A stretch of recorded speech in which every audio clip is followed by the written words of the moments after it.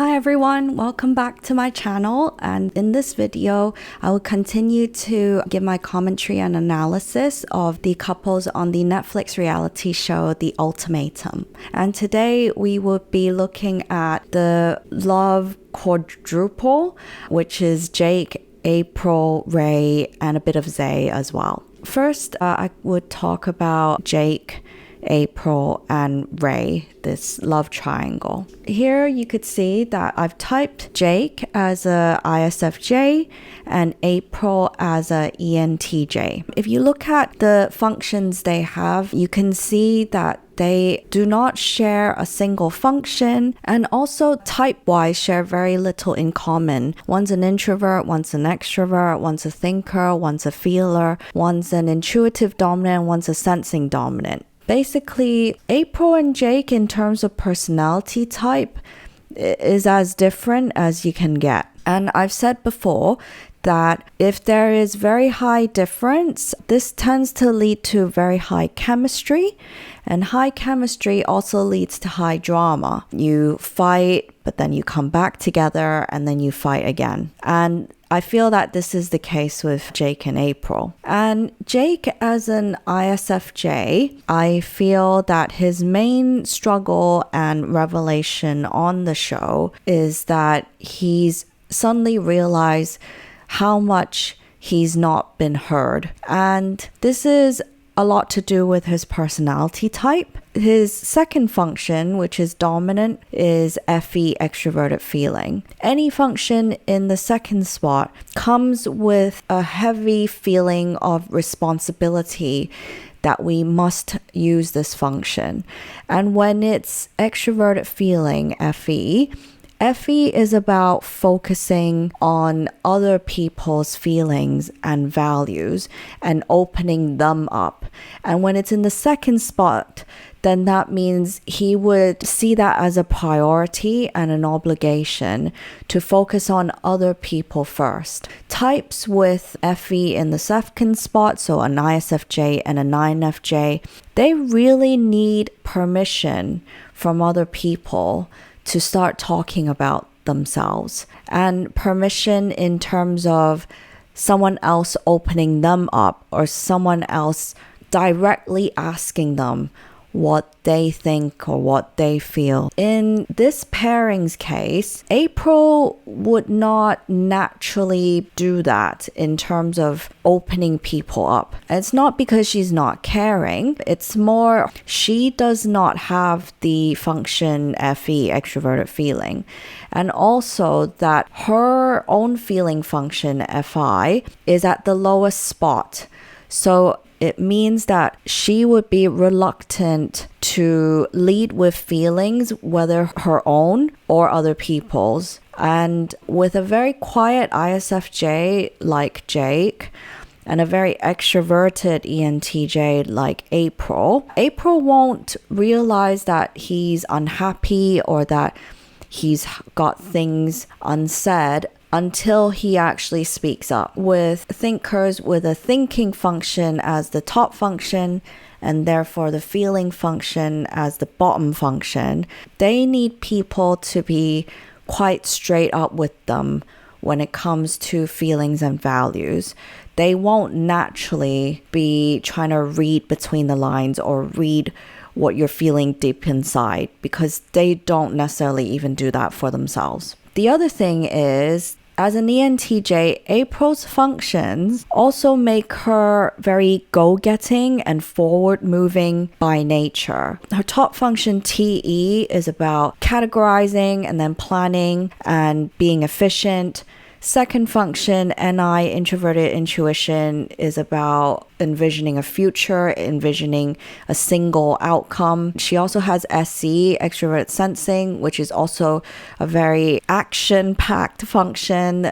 SE likes to put things into reality and doing. So she's always going to be moving forward on the go at 100 miles an hour. Because Jake then has the opposite functions, it makes him a lot slower moving and relatively passive compared to her. And so naturally, with these two personality types, Jake would be the one that would be dragged and pushed along April's agenda all the time until he gets angry enough to speak up. The funny thing is that the setup of this show has actually helped him realize how much he doesn't speak up and how much his needs are neglected. And I say the setup of the show because at the beginning part of the show, there's this speed dating where all the individuals from the couple start dating all these other people. And it's speed dating. They have to decide within a week who they want to have a trial marriage with for 3 weeks. So it forces them to ask each other all these very intense, deep questions quite upfront, like what are you looking in a partner? What do you want in a relationship, in a marriage? What are your specific needs? And it feels like for the first time, Jake has been given permission to talk about himself and to be kind of guided and allowed to reflect on his own needs rather than his partner's. I think this explains why he then is suddenly so angry at April after the speed dating section of the show and tells her off for never asking about him. He has this sort of sudden anger upon this realization, making April feel very bad. You want a kid now, you want a house now, you want a marriage now, you want everything right now. When do you look at what I want? Never have you asked what I want. Not once. No, not once have you asked what I want. This whole fucking relationship. It's always when she wants what April wants when she wants it. Sorry, not always. And as I said, ENTJs, they're not uncaring. It's because they don't have the functions that naturally help them read feelings and open people up. Overall, what Jake has realized from the show is that he just left the military service and justifiably, he wants to chill. He wants to have a period of his life to just chill and be himself and decompress, not taking on all these huge responsibilities straight after leaving the army with marriage, with kids, with house and mortgage, which is what April is pushing for. So why is he drawn to Rae? I've typed Rae as a ISTJ, and as you can see here, they have much more in common in terms of both their top functions is SI, introverted sensing, but they still have chemistry because one is extroverted feeling dominant, FE, and the other one is extroverted thinking dominant, TE. So this pairing would feel much less turbulent, but still have a level of chemistry because they are still somewhat different. SI dominant types tend to look for things in common in the concrete sense of things that are tangible, things that are happen, things that you can see, touch, experience, as opposed to airy-fairy ideas or things that you cannot physically prove. Rae and Jake felt they had so much in common and were so similar because of concrete things like they're both mixed raced, they're both an only child, they both have really good relationships with their moms, they're both on the show and unsure about their current partners. The other thing would be that Jake, as an ISFJ, he's got FE as a dominant function. And what FE looks for is FI, introverted feelings, someone who has intrinsically sourced values and emotions that they're happy to share. In this diagram, you can see that Rae's FI, although not dominant, is in a higher position, the third position. So it's much more easier for Jake's FE to open up compared to, say, April's FI, which I've said is in the bottom position, which is a very reluctant position. So she's not going to be that happy talking about her feelings and being completely vulnerable. In the second half of the show, April already had a sense that things were coming to an end with her and Jake, especially after Alexis's bachelorette party, where all the girls were shouting about how compatible Rae and Jake were, and very encouraging of Rae to not ignore her feelings, even though April was there. I'm calling bullshit. There is something that was real with you and Jake. Everyone sees it. It's one thing to be considerate of people's feelings. But I think if you are considering her feelings over your feelings, that's a fucking problem. And if you look at April's functions, her top function is TE extroverted thinking, which takes information and standards from the wider group, the wider world, to make conclusions and plan for a situation going forward. She also then has NI, introverted intuition, in her second spot, which envisions an ultimate outcome based on the information that she's gleaned right now.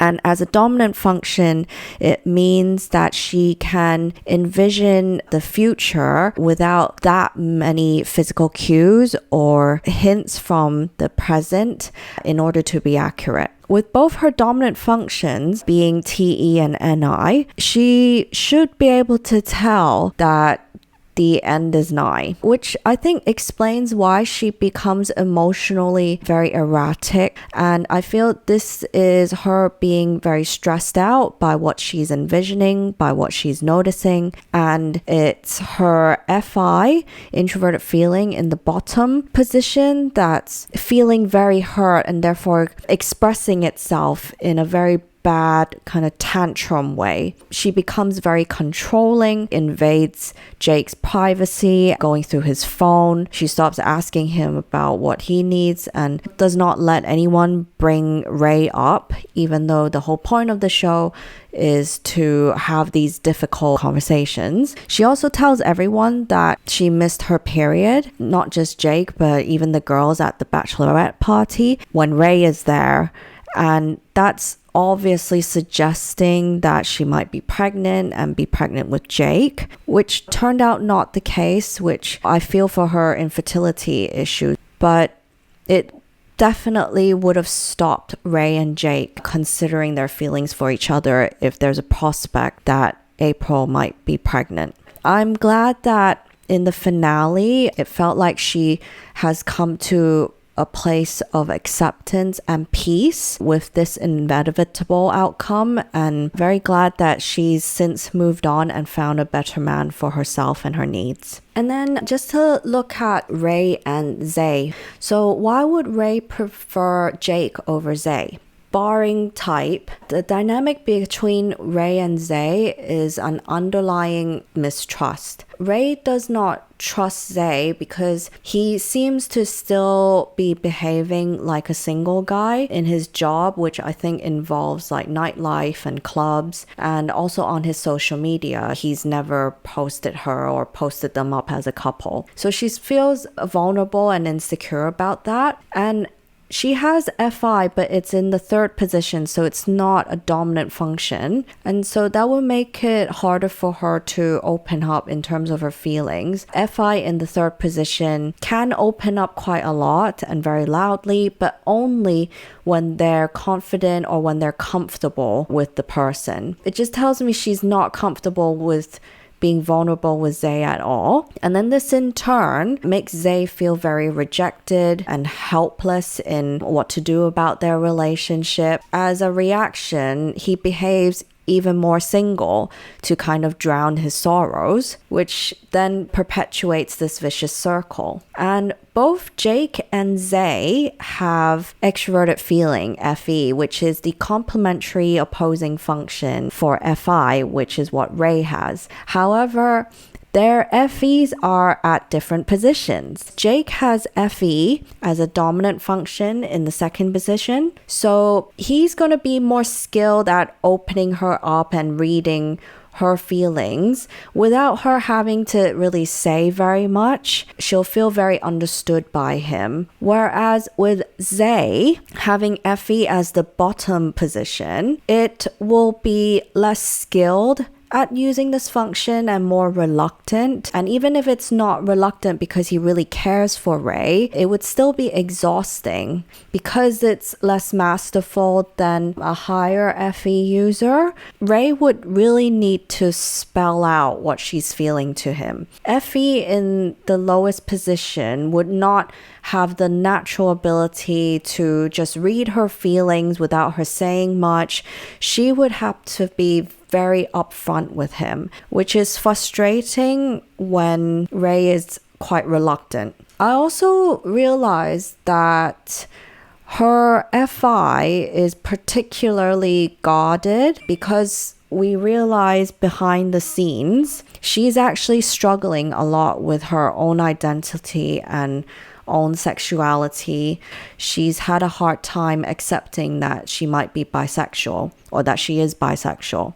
So that's another factor in terms of why she prefers someone with a higher extroverted feeling rather than Zay. One thing I would point out as a final point is that the main reason why Jake is leaving April is because he's come to the realization that he's not ready for marriage or for the responsibilities that come with marriage and children for the time being. But ironically, if you rewind to episode 1, those are the exact same goals and agendas that Rae has. She specifically said that she's got a schedule. And I have everything planned out in my life, my next steps, my next career move. Just isn't that kind of how it goes, you know?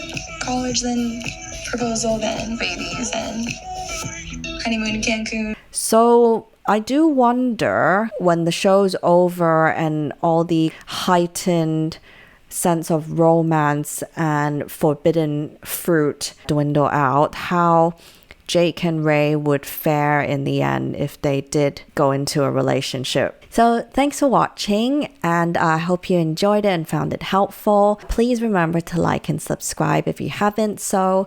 And if you wanted to speak to me about understanding yourself more, your relationships more, using personality type to help you navigate any decisions you're making, then please find my contact details in the description box below.